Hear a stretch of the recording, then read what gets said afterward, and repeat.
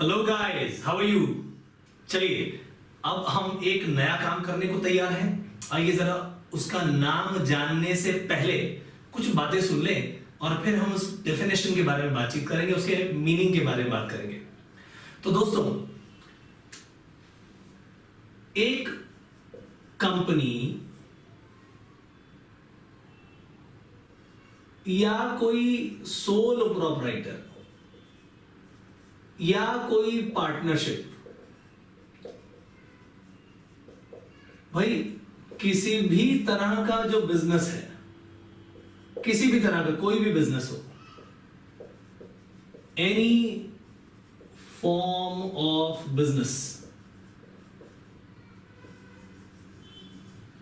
जरा सोचिए क्या ये सेल करेंगे या नहीं, किनकी, या तो गुड्स की या फिर सर्विसेज की। ठीक बात है कि नहीं। और ये गुड्स और सर्विसेज को बेच करके इनका पर्पस क्या होगा दोस्तों? इनका पर्पस होगा टू अर्न इनकम। ठीक बात है कि नहीं। टू अर्न मनी, पैसा कमाना। तो भाई जब सेल होगी या तो ये कैश सेल हो जाएगी, गुड्स गई, ठीक है जी, गुड्स माइनस हो गई और आपके पास कैश या बैंक में पैसा प्लस हो गया। क्या ये बात ठीक है क्या नहीं? 4 रुपए की चीज आपने 5 रुपए में बेच दी और 1 रुपए का पैसा प्रॉफिट कमा लिया। लेकिन दोस्तों, क्या कभी आपने सोचा है कि जब हम उधार पर सेल करते हैं तो क्या होता है?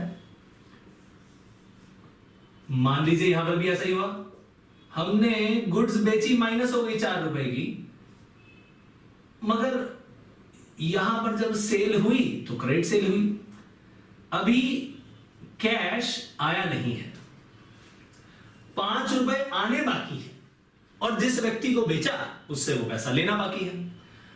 अब जिसको बेचा भाई, तो हमने तो उधार पर बेचा, हम हो गए क्रेडिटर, वो हो गया हमारा डेटर। तो भाई देखा जाए तो कैश तो आया नहीं, यहां हमारे 5 रुपए के डेटर्स बढ़ गए कि भाई हमने 5 रुपए के डेटर्स बढ़ा लिए। लेकिन यह बात तय रही कि भाई 4 रुपए की चीज हमने 5 रुपए में बेच दी और यहां 1 रुपए की क्या कमा ली? इनकम कमा ली। इनकम कमा तो ली, ये इनकम मैंने अर्न तो कर ली, बट क्या मैंने इसका कोई कैश रिसीव किया? Cash is not received.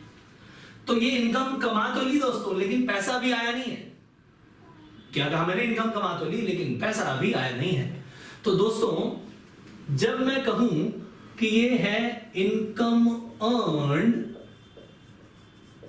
But not received, भाई क्योंकि अक्रूवल बेस है, अक्रूवल बेसिस ऑफ अकाउंटिंग हम करते हैं, यानी जैसे ही इनकम अराइज हो जाती है उसे उसी समय रिकॉग्नाइज कर लिया जाता है। तो इनकम अर्न तो कर ली मगर रिसीव नहीं की दोस्तों, हम इसे कहते हैं अक्रूड इनकम। क्या कहा जाता है दोस्तों? इसे कहा जाता है अक्रूड इनकम। तो पहली बात तो यह कि यह पैसा वो जो कि अर्न तो कर लिया लेकिन कैश नहीं आया, ये 4 रुपए की बात थी दोस्तों।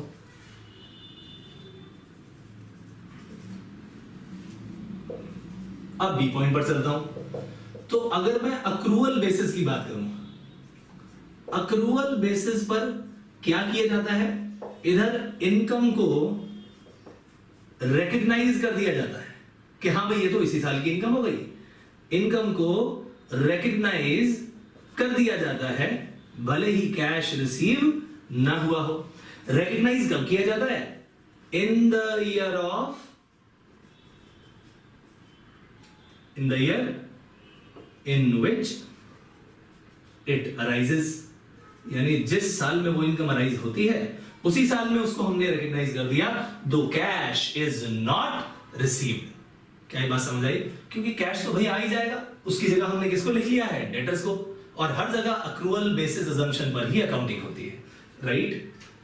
एक और बेसिस ऑफ अकाउंटिंग होता है cash basis of accounting, but generally उसे फॉलो नहीं किया जाता। छोटे छोटे बिजनेस में कभी कभार आप देखेंगे कि उसको कैश बेसिस को फॉलो किया जा रहा है। कुछ ऐसे स्पेसिफिक बिजनेसेस होते हैं जहां कैश बेसिस को फॉलो करना जरूरी हो जाता है, लेकिन अकाउंटिंग स्टैंडर्ड्स कहते हैं कि भैया हर जगह पर ज्यादातर जहां पर भी देखा जाएगा आपको अक्रूवल ही नजर आएंगे।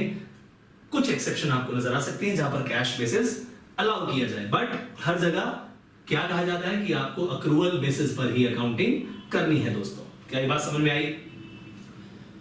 तो भाई ये वो पैसा है जो हमने रिसीव नहीं किया, लेकिन ये बात तय रही कि 4 रुपए की चीज बेचकर लेने हमने 5 है, तो 1 रुपया कमा जरूर लिया। तो इनकम को रिकॉग्नाइज कर दिया in the year in which it arises, दो money may be received in next year। पता लगा जी इस साल नहीं आया, हो सकता है अगले साल ही आए, ठीक बात है कि नहीं, लेकिन उस इनकम को हमने उसी साल रिकॉग्नाइज कर दिया। तो दोस्तों ये कहलाती है accrued income, income earned but not received. क्योंकि हमने इनसे डेटर्स से ये पैसा लेना है, इस अक्रूड इनकम के अगेंस्ट पैसा लेना है, इसीलिए हम इसे एसेट मानते हैं अपना। क्या ये बात समझ आई दोस्तों? तो अक्रूड इनकम का काम हमारा खत्म हुआ। फिर मिलेंगे अगले टॉपिक में, तब तक के लिए बाय बाय।